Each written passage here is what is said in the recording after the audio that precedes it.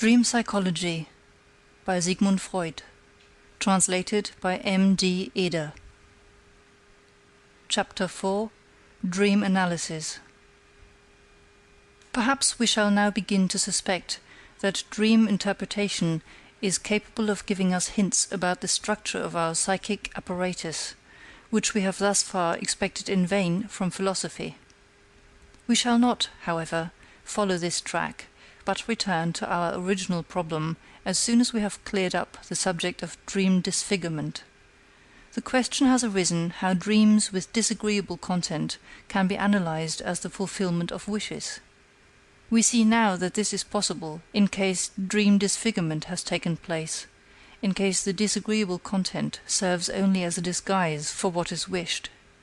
Keeping in mind our assumptions in regard to the two psychic instances, we may now proceed to say, disagreeable dreams, as a matter of fact, contain something which is disagreeable to the second instance, but which at the same time fulfills a wish of the first instance. They are wish dreams, in the sense that every dream originates in the first instance, while the second instance acts towards the dream only in repelling, not in a creative manner. If we limit ourselves to a consideration of what the second instance contributes to the dream, we can never understand the dream. If we do so, all the riddles which the authors have found in the dream remain unsolved. That the dream actually has a secret meaning, which turns out to be the fulfillment of a wish, must be proved afresh for every case by means of an analysis. I therefore select several dreams which have painful contents and attempt an analysis of them. They are partly dreams of hysterical subjects, which require long preliminary statements, and now and then also an examination of the psychic processes which occur in hysteria. I cannot, however, avoid this added difficulty in the exposition. When I give a psychoneurotic patient analytic treatment, dreams are always, as I have said, the subject of our discussion. It must, therefore, give him all the psychological explanations, through whose aid I myself have come to an understanding of his symptoms, and here I undergo an unsparing criticism, which is perhaps not less keen than that I must expect from my colleagues. Contradiction of the thesis that all dreams are the fulfillments of wishes is raised by my patients with perfect regularity.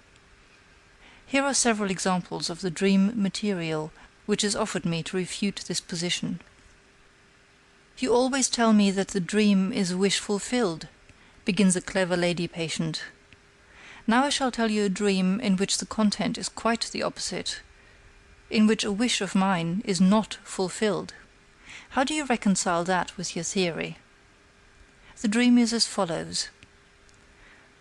I want to give a supper, but having nothing at hand except some smoked salmon, I think of going marketing, but I remember that it is Sunday afternoon, when all the shops are closed. I next try to telephone to some caterers, but the telephone is out of order, thus I must resign my wish to give a supper. I answer, of course, that only the analysis can decide the meaning of this dream, although I admit that at first sight it seems sensible and coherent, and looks like the opposite of a wish fulfillment. But what occurrence has given rise to this dream? I ask. You know that the stimulus for a dream always lies among the experiences of the preceding day. Analysis. The husband of the patient, an upright and conscientious wholesale butcher, had told her the day before that he is growing too fat, and that he must, therefore, begin treatment for obesity. He was going to get up early, take exercise, keep to a strict diet, and above all accept no more invitations to suppers. She proceeds laughingly to relate how her husband, at an inn table, had made the acquaintance of an artist, who insisted upon painting his portrait because he, the painter, had never found such an expressive head. But her husband had answered in his rough way that he was very thankful for the honor, but that he was quite convinced that a portion of the backside of a pretty young girl would please the artist better than his whole face. She said that she was at the time very much in love with her husband, and teased him a good deal. She had also asked him not to send her any caviar. What does that mean? As a matter of fact, she had wanted for a long time to eat a caviar sandwich every forenoon, but had grudged herself the expense. Of course, she would at once get the caviar from her husband, as soon as she asked him for it, but she had begged him, on the contrary, not to send her the caviar, in order that she might tease him about it longer. This explanation seems far-fetched to me. Unadmitted motives are in the habit of hiding behind such unsatisfactory explanations. We are reminded of subjects hypnotized by Bernheim, who carried out a post-hypnotic order, and who, upon being asked for their motives, instead of answering, "I do not know why I did that," had to invent a reason that was obviously inadequate. Something similar is probably the case with the caviar of my patient. I see that she is compelled to create an unfulfilled wish in life. Her dream also shows the reproduction of the wish as accomplished. But why does she need an unfulfilled wish? The ideas so far produced are insufficient for the interpretation of the dream. I beg for more. After a short pause, which corresponds to the overcoming of a resistance, she reports further that the day before she had made a visit to a friend, of whom she is really jealous, because her husband is always praising this woman so much. Fortunately, this friend is very lean and thin, and her husband likes well-rounded figures. Now of what did this lean friend speak? Naturally of her wish to become somewhat stouter. She also asked my patient, "When are you going to invite us again?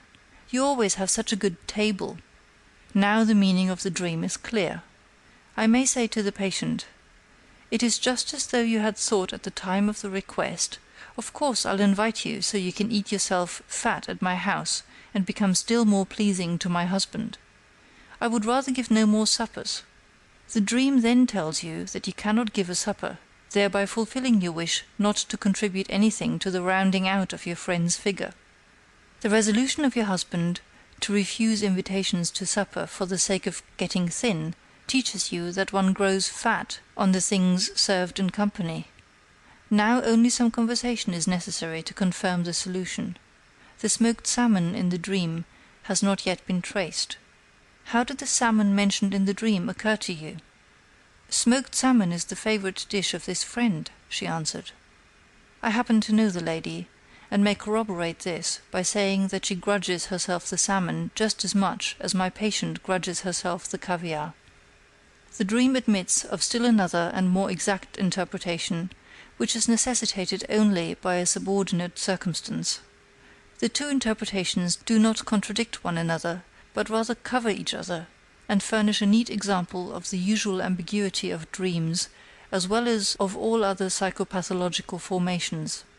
We have seen that at the same time that she dreams of the denial of the wish, the patient is in reality occupied in securing an unfulfilled wish, the caviar sandwiches.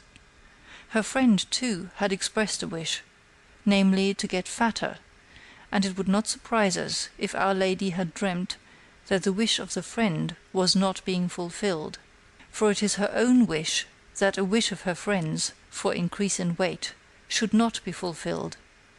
Instead of this, however, she dreams that one of her own wishes is not fulfilled.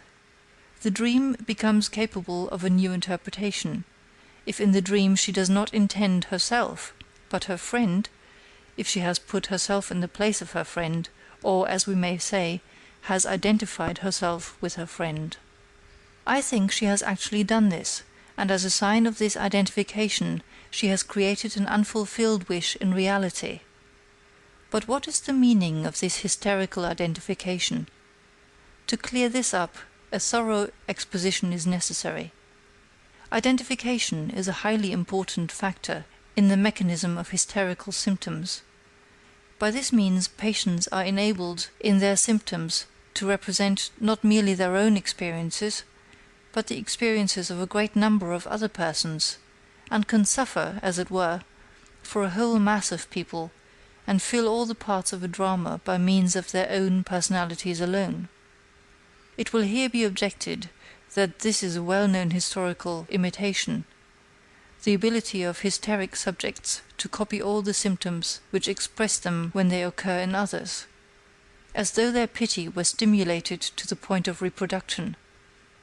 But this only indicates the way in which the psychic process is discharged in hysterical imitation. The way in which a psychic act proceeds and the act itself are two different things. The latter is slightly more complicated than one is apt to imagine the imitation of hysterical subjects to be. It corresponds to an unconscious concluded process, as an example will show. The physician who has a female patient with a particular kind of twitching lodged in the company of other patients in the same room in the hospital is not surprised when some morning he learns that this peculiar hysterical attack has found imitations. He simply says to himself, "The others have seen her and have done likewise." That is psychic infection. Yes, but psychic infection proceeds in somewhat the following manner. As a rule, patients know more about one another than the physician knows about each of them, and they are concerned about each other when the visit of the doctor is over. Some of them have an attack today. Soon it is known among the rest that a letter from home, a return of lovesickness, or the like, is the cause of it. Their sympathy is aroused, and the following syllogism, which does not reach consciousness, is completed in them. If it is possible to have this kind of attack from such causes, I too may have this kind of attack, for I have the same reasons.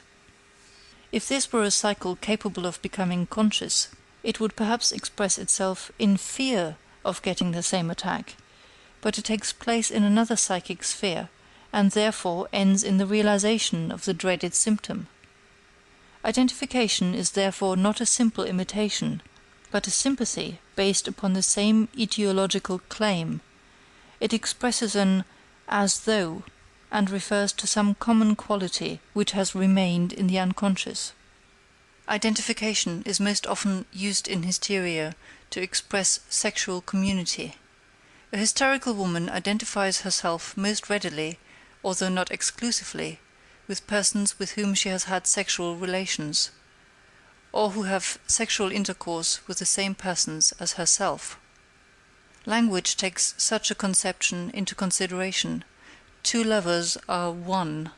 In the hysterical fantasy, as well as in the dream, it is sufficient for the identification if one thinks of sexual relations, whether or not they become real.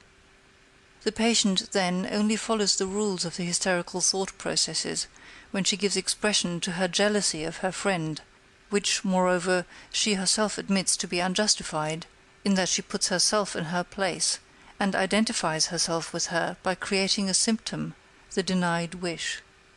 I might further clarify the process specifically as follows. She puts herself in the place of her friend in the dream, because her friend has taken her own place relation to her husband, and because she would like to take her friend's place in the esteem of her husband. Footnote 1. To sit for the painter. Goethe. And if he has no backside, how can the nobleman sit? End of footnote. Footnote 2.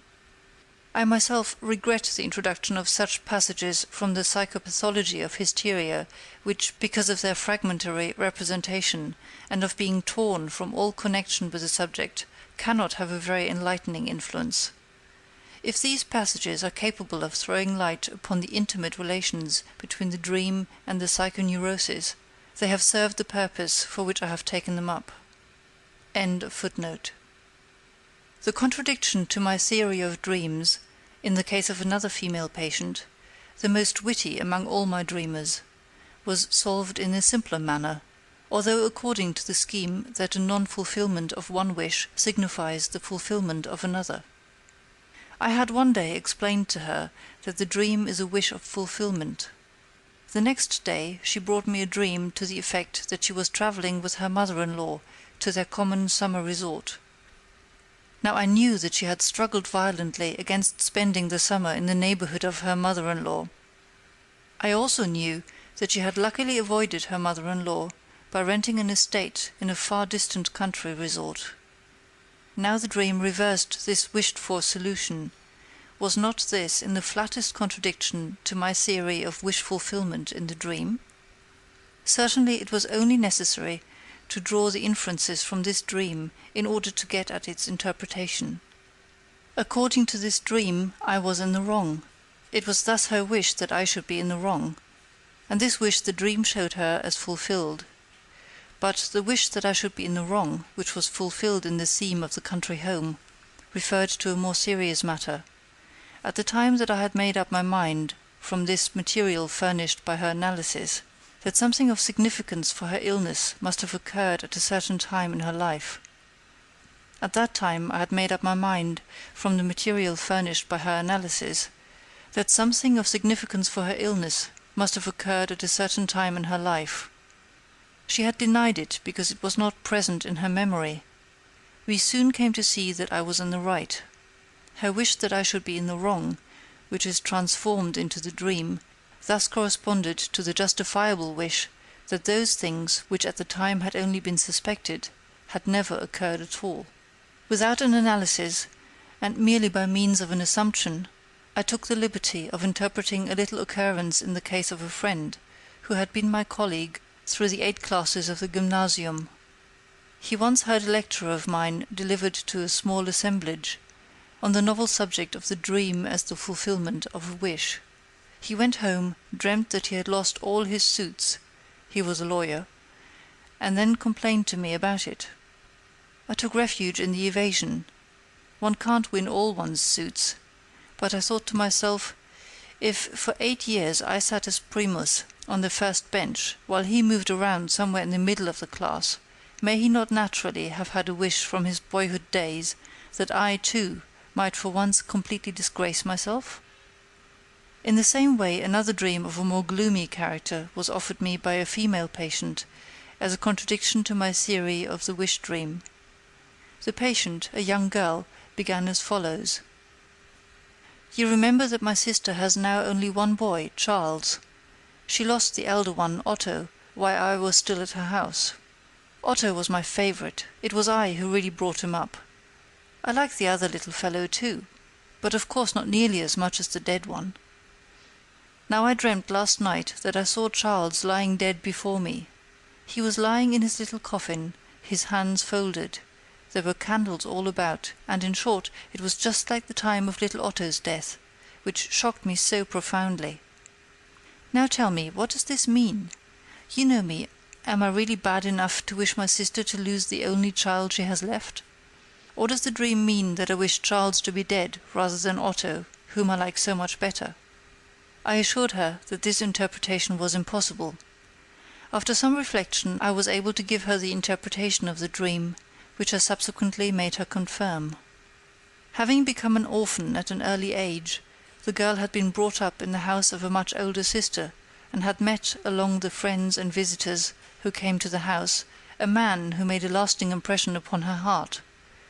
It looked for a time as though these barely expressed relations were to end in marriage, but this happy culmination was frustrated by the sister, whose motives have never found a complete explanation. After the break, the man who was loved by our patient avoided the house. She herself became independent some time after little Otto's death, to whom her affection had now turned. But she did not succeed in freeing herself from the inclination for her sister's friend, in which she had become involved. Her pride commanded her to avoid him, but it was impossible for her to transfer her love to the other suitors who presented themselves in order. Whenever the man whom she loved, who was a member of the literary profession, announced a lecture anywhere, she was sure to be found in the audience. She also seized every other opportunity to see him from a distance, unobserved by him. I remembered that on the day before she had told me that the professor was going to a certain concert, and that she was also going there, in order to enjoy the sight of him. This was on the day of the dream, and the concert was to take place on the day on which she told me the dream. I could now easily see the correct interpretation, and I asked her whether she could think of any event which had happened after the death of little Otto.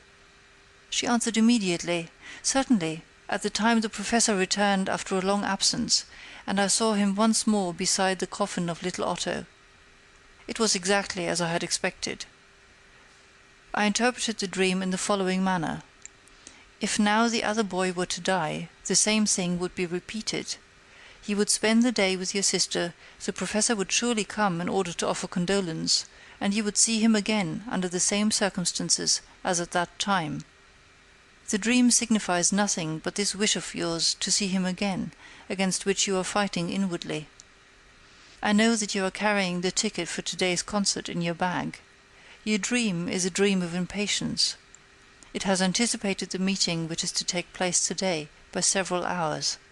In order to disguise her wish, she had obviously selected a situation in which wishes of that sort are commonly suppressed, a situation which is so filled with sorrow that love is not thought of. And yet it is very easily probable that even in the actual situation at the bier of the second, more dearly loved boy, which the dream copied faithfully, she had not been able to suppress her feelings of affection for the visitor whom she had missed for so long a time. A different explanation was found in the case of a similar dream of another female patient, who was distinguished in her earlier years by her quick wit and her cheerful demeanours, and who still showed these qualities, at least in the notion which occurred to her in the course of treatment. In connection with a longer dream, it seemed to this lady that she saw her 15-year-old daughter lying dead before her in a box. She was strongly inclined to convert this dream image into an objection to the theory of wish fulfillment, but herself suspected that the detail of the box must lead to a different conception of the dream. Footnote: something like the smoked salmon in the dream of the deferred supper. End of footnote. In the course of the analysis, it occurred to her that on the evening before the conversation of the company had turned upon the English word box, and upon the numerous translations of it into German, such as box, theatre box, chest, box on the ear, etc. From other components of the same dream, it is now possible to add that the lady had guessed the relationship between the English word box and the German Büchse, and had then been haunted by the memory that Büchse, as well as box, is used in vulgar speech to designate the female genital organ. It was therefore possible, making a certain allowance for her notions on the subject of topographical anatomy, to assume that the child in the box signified a child in the womb of the mother. At this stage of the explanation she no longer denied that the picture of the dream really corresponded to one of her wishes. Like so many other young women, she was by no means happy when she became pregnant, and admitted to me more than once the wish that her child might die before its birth. In a fit of anger following a violent scene with her husband, she had even struck her abdomen with her fists in order to hit the child within. The dead child was, therefore, really a fulfillment of a wish, but a wish which had been put aside for 15 years, and it is not surprising that the fulfillment of the wish was no longer recognized after so long an interval, for there had been many changes meanwhile. The group of dreams to which the two last mentioned belong, having as content the death of beloved relatives, will be considered again under the head of typical dreams. I shall there be able to show by new examples that in spite of their undesirable content, all these dreams must be interpreted as wish fulfillments. In the following dream, which again was told me in order to deter me from a hasty generalization of the theory of wishing in dreams, I am indebted not to a patient, but to an intelligent jurist of my acquaintance. I dream, my informant tells me, that I am walking in front of my house with a lady on my arm. Here a closed wagon is waiting, a gentleman steps up to me, gives his authority as an agent of the police, and demands that I should follow him. I only ask for time in which to arrange my affairs. Can you possibly suppose this is a wish of mine to be arrested? Of course not, I must admit. Do you happen to know upon which charge you were arrested? Yes, I believe for infanticide. Infanticide? But you know that only a mother can commit this crime upon her newly born child. That is true. Footnote. It often happens that a dream is told incompletely, and that a recollection of the omitted portions appear only in the course of the analysis. These portions subsequently fitted in regularly furnish the key to the interpretation. Compare below about forgetting in dreams. End of footnote. And under what circumstances did you dream? What happened on the evening before? I would rather not tell you that, it's a delicate matter. But I must have it, otherwise we must forego the interpretation of the dream. Well then, I will tell you. I spent the night not at home, but at the house of a lady who means very much to me. When we awoke in the morning, something again passed between us. Then I went to sleep again and dreamt what I have told you. The woman is married? Yes. And you do not wish her to conceive a child? No, that might betray us. Then you do not practice normal coitus? I'd take the precaution to withdraw before ejaculation.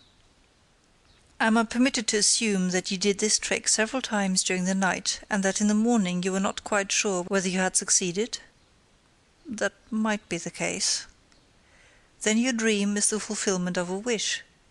By means of it, you secure the assurance that you have not begotten a child, or, what amounts to the same thing, that you have killed a child. I can easily demonstrate the connecting links. Do you remember, a few days ago, we were talking about the distress of matrimony, Ehenot, and about the inconsistency of permitting the practice of coitus as long as no impregnation takes place, while every delinquency, after the ovum and the semen meet and the fetus is formed, is punished as a crime. In connection with this, we also recalled the medieval controversy about the moment of time at which the soul is really lodged in the fetus, since the concept of murder becomes admissible only from that point on. Doubtless you also know the gruesome poem by Lenau, which puts infanticide and the prevention of children on the same plane. Strangely enough, I had happened to think of Lenau during the afternoon. Another echo of your dream. And now I shall demonstrate to you another subordinate wish-fulfillment in your dream. You walk in front of your house with the lady on your arm. So you take her home, instead of spending the night at her house, as you do in actuality.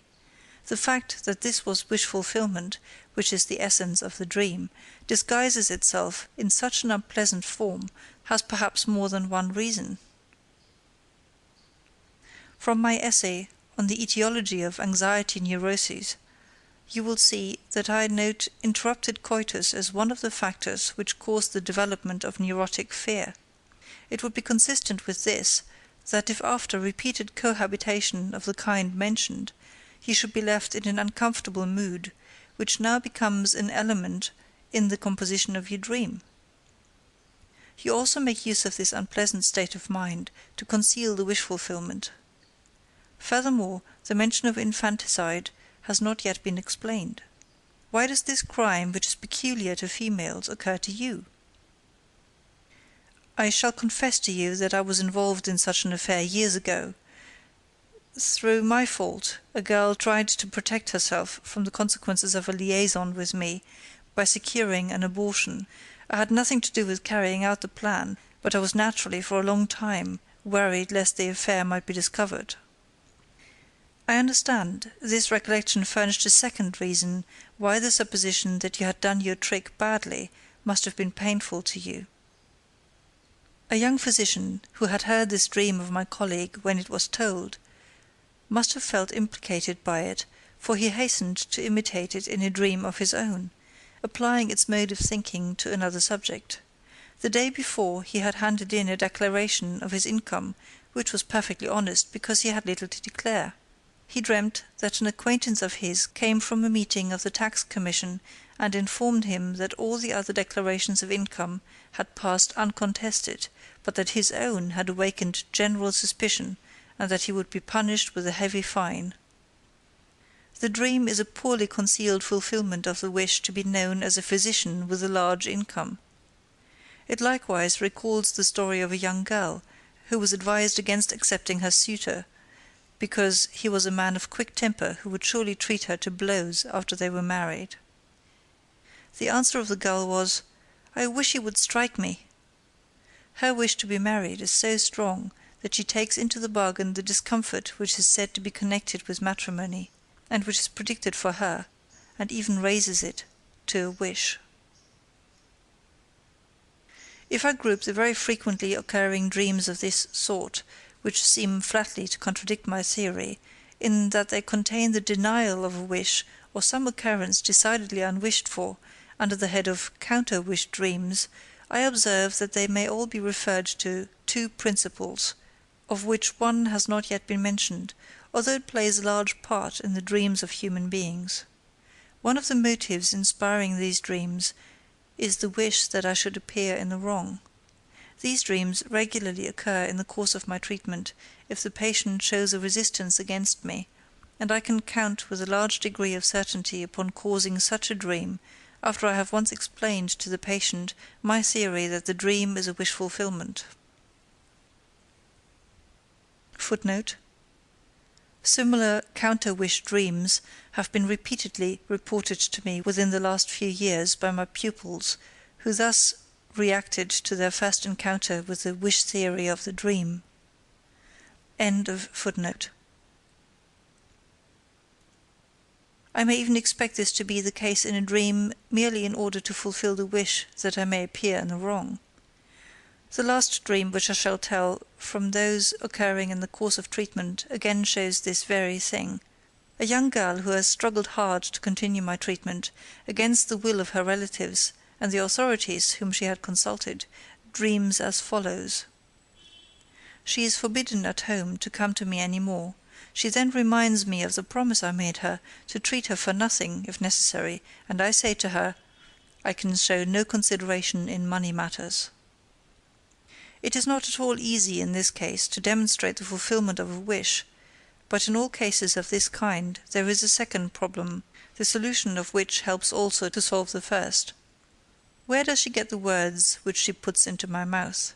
Of course I have never told her anything like that, but one of her brothers, the very one who has the greatest influence over her, has been kind enough to make this remark about me. It is then the purpose of the dream that this brother should remain in the right, and she does not try to justify this brother merely in the dream.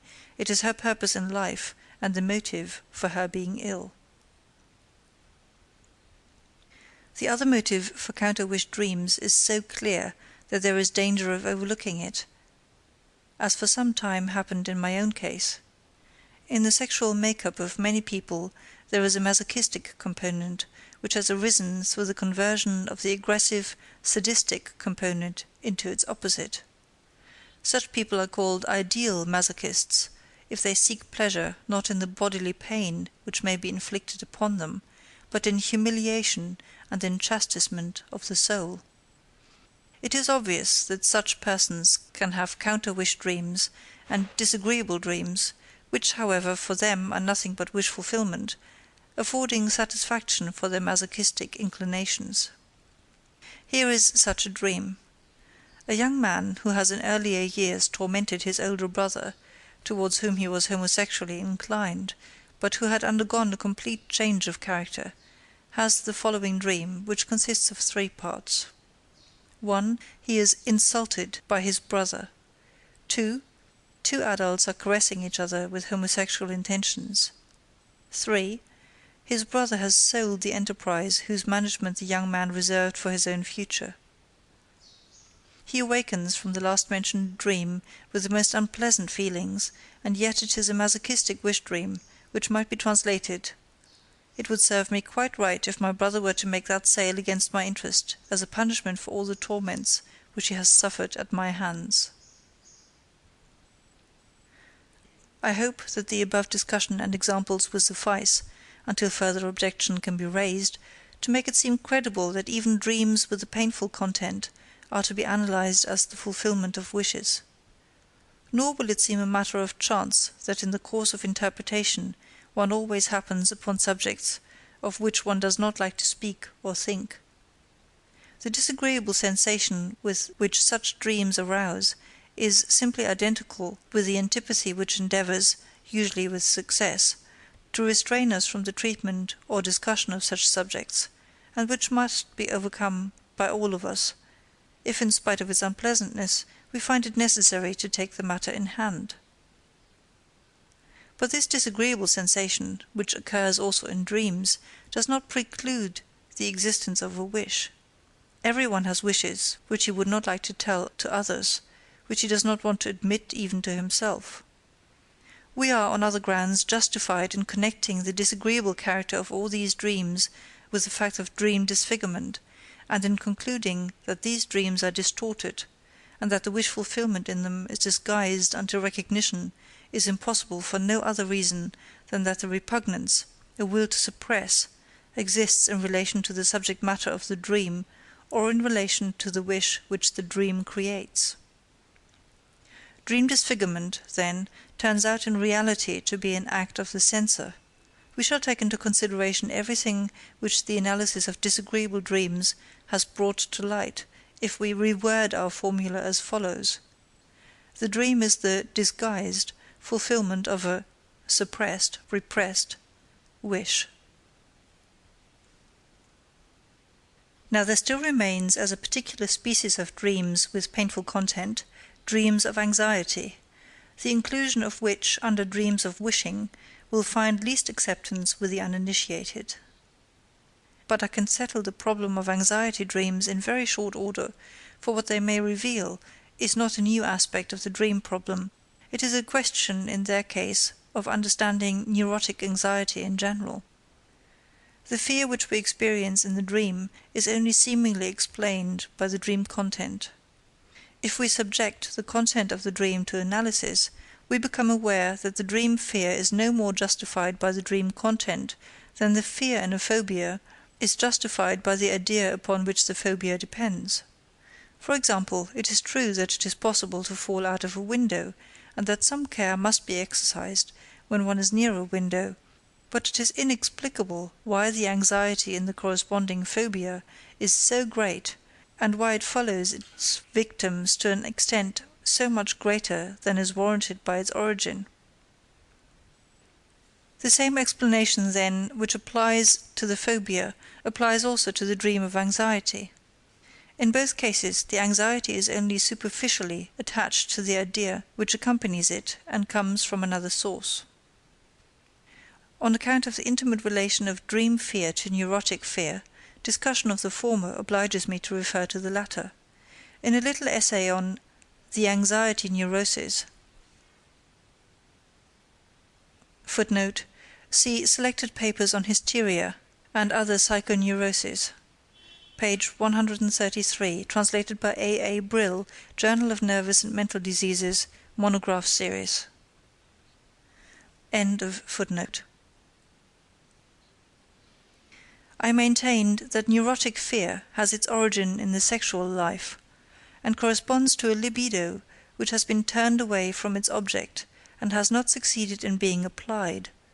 From this formula, which has since proved its validity more and more clearly, we may deduce the conclusion that the content of anxiety dreams is of a sexual nature, the libido belonging to which content has been transformed into fear.